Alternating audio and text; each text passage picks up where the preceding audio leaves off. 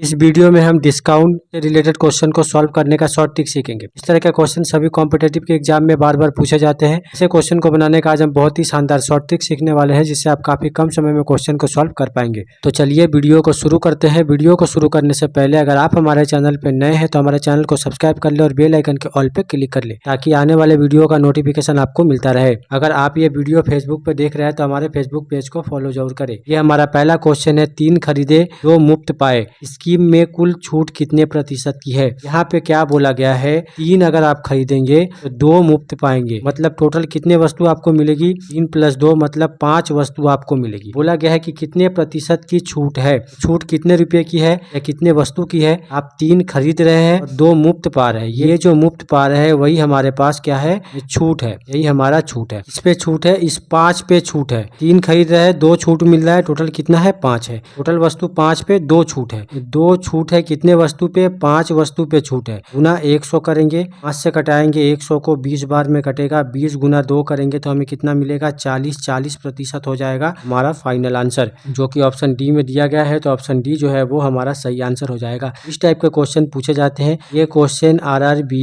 RPF में पूछा गया क्वेश्चन है। इस तरह के क्वेश्चन को बनाने का आज हम बहुत ही आसान तरीका सीखने वाले हैं। अब हम बनाते हैं एक अगला प्रश्न।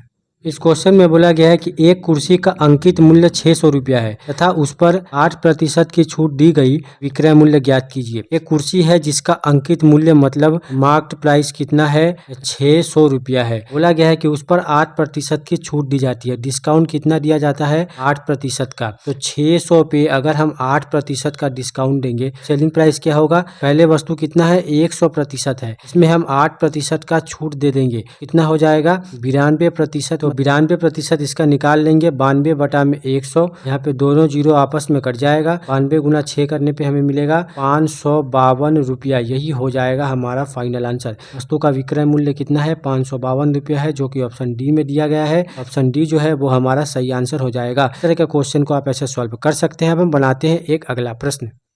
इस क्वेश्चन में बोला गया है कि 10% के छूट के बाद एक वस्तु की कीमत 7,200 रुपया है, तो वस्तु का मूल कीमत कितना था। यहाँ पे क्या बोला गया है, छूट डिस्काउंट कितना दिया गया है, 10% का। बोला गया है 10% के छूट के बाद, मतलब यहाँ पे सेलिंग प्राइस दिया गया है 7,200। यहाँ पे पहले वस्तु का कीमत कितना था, 100% था, उसमें से 10% को माइनस कर देंगे, मतलब डिस्काउंट कर देंगे, तो हमें कितना मिलेगा, 90%। पर यहाँ पे ये वाला जो है कॉस्ट प्राइस नहीं है, ये वाला सेलिंग प्राइस है। हम उल्टा करेंगे, इस पे सेलिंग प्राइस से हम कॉस्ट प्राइस की तरफ जा रहे हैं, तो ऊपर में करेंगे 100 और नीचे करेंगे 90%। तो यहाँ पे 0 0 कट जाएगा, 9 से कटाएंगे, 9 × 72, 00, यहाँ पे 800 और यहाँ पे 1 0, मतलब 8,000 रुपया जो है वो हो जाएगा हमारा फाइनल आंसर। उसका मूल कीमत मतलब कॉस्ट प्राइस कितना था, 8,000 रुपया, जो कि ऑप्शन सी में दिया गया है। तो ऑप्शन सी जो है वो हमारा सही आंसर हो जाएगा। तो इस टाइप के क्वेश्चन को आप ऐसे सॉल्व कर सकते हैं। अब हम बनाते हैं एक अगला प्रश्न।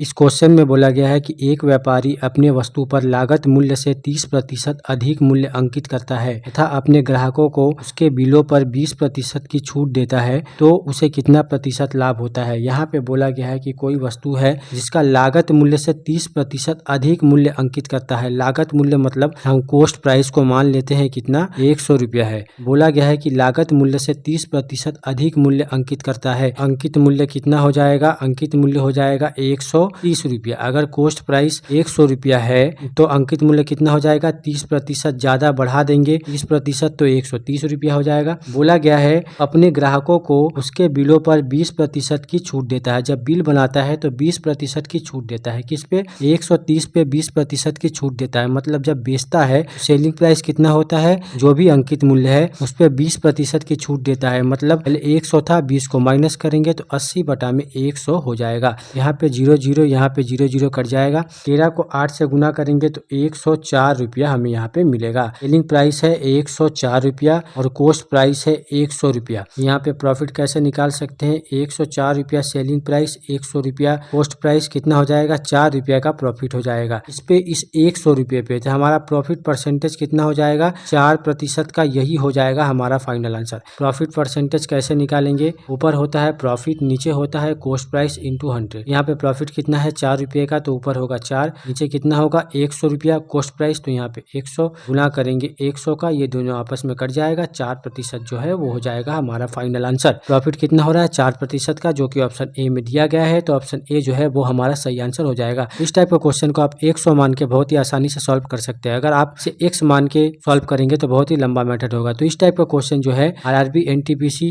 ग्रुप डी, एलपी टेक्नीशियन सभी प्रकार के एग्जाम में पूछे जाते हैं। इस टाइप का क्वेश्चन को आप ऐसे बहुत ही आसानी से कम समय में सॉल्व कर सकते हैं।